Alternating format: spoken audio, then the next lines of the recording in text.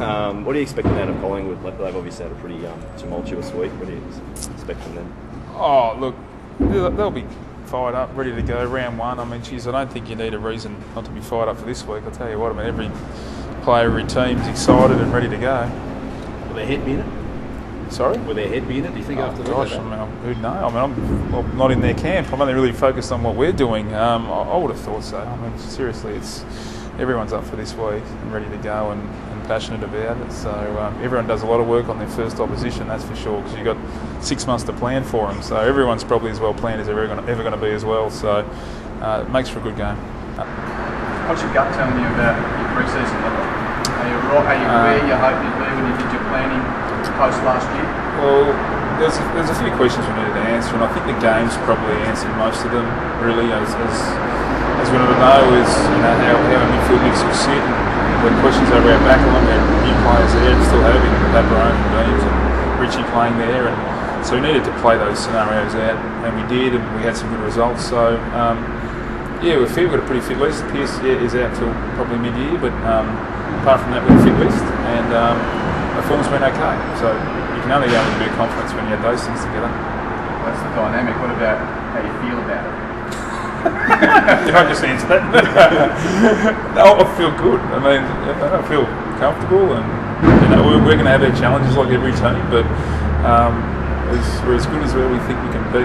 We think at this point in time, but every week's evidence. Every week we'll see things that we like and don't like, and hopefully there's more that we like.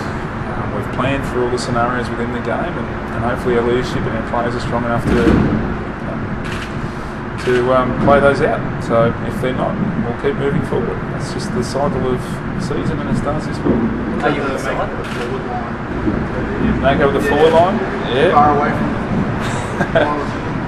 look, I think the understated part of our forward line is the ability of our smalls to pressure up and kick goals as well. And it may not be the first entry, but it may be from second effort, whether it be tackling or stoppage or things like that. So we've got enough strengths down there. I mean, having a key forward is not the only avenue to go. We've still got some capable kids that can run and score though. But look, I like to think we've got some power through our midfield. We can give our forwards some opportunities. As long as we're a bit smarter going inside 50, we can get those opportunities. Is there a good option? Oh, he's one of many. I mean, Stake and McGuan, Payne, Freeman's injured at the moment, but no one's really grabbed the position yet. Does the weather impact your forward line structure? Great question.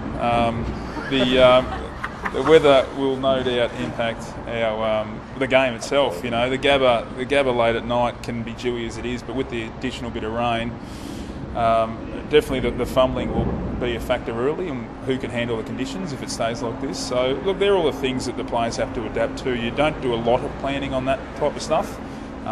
You talk about it obviously pre-game, and the players have to really be the ones that can adapt and think their way through that pressure. We realise they're all worth 4 points left, but what's the significance of getting a win first up in front of what you think would be a pretty decent crowd? Obviously, we built our pre-season off the back of good recruiting, some good vibes. So it'd be nice to to sort of finish it off with a win as well, to sort of solidify the good work we've done just to this point in time. But we also know that they're a very good team, and we're still a while away from being at our very, very best. But I'd like to start that ball rolling now. I don't want us to have our worst performance round one of this season. We've put some solid performances together in the pre-season, that's for sure. I'm sure the players feel the same. Darcy Gabba? Darcy's struggling. We'll find out a bit more with today, but he's he hasn't played a lot of footy obviously in the last month and a bit. We've only played one game in the last month, and he only played just a quarter of that. So fitness is going to be a bit of an issue for Darcy, but we're going to have to test him out today and see how he goes. But it's a touch and go with that one. Dane Beams, it's obviously a big match for him. What have you seen from him this week as far as his build-up's going? Oh, you wouldn't know with Dane, seriously. He's the James Dean of the competition. He's cool, he's calm. You wouldn't know anything. He might be stuff going on inside him, but you'd never tell with Beams. He's a very cool customer. You don't have to talk to him about it and tell him. No, not at all. No. If he has nerves, you'll never know by looking at him. And Jaden McGrath, obviously it's exciting for him. How's he managed to guess, from the outside, jump the queue and find his way into the Yeah, team? look, when I went and saw him after the draft and went down to Kerrang and saw this skinny kid, I thought this guy, there's no way he's playing footy this year, but he's jumped the queue very quickly, and I didn't expect it, and probably he didn't either, but pretty simple lesson in life. If you put in good performances, you put your head over the ball, you do what's asked, you get a go. And over the weeks I've probably trying to find reasons to keep him out of the team, because you're thinking he's a pick 7, he's a skinny kid, surely this can't be happening, but he's defied all those odds, and he's only playing his first game. He's still got a lot of work to do, but he's impressed the coaches a lot. Just back to Dave Leagues, what sort of effects have had on the team having a guy like him around? Oh, another good player. I tell you what, I mean, our midfield was extremely inexperienced last year, and it was filled with Paperone and Aish and Robertson and players like that. And this year now it's, with even Rich back, Leuenberger back, and then you add Beams Christensen to that mix as well. You take your average age, you just ramp it up, and you become more competitive in the most important part of the ground. Let's be honest, the ball's bounced in the middle. It's they're always around the ball, the midfielders, so they either give you first use or not, and give your team confidence or not. So to have that part of the ground a bit thicker than it was last year gives us great confidence, there's no doubt. And just back that you mentioned his calm demeanour, has that had an effect as well when he's around them? Yeah, I think so. I think it's really good for our young kids. I mean, he gets around them really well, and and makes them get on task, because often when you get a little bit flustered, the brain stops working, and he's got a good ability to get the guys on task and let them know, it's okay, let's just get the job done. So, and that's a really important part of leadership as well. It's been a longish off-season, mate. Are you just excited to be back playing football? Longish? You're kidding, are you? I don't even like cricket either, so it's even longer.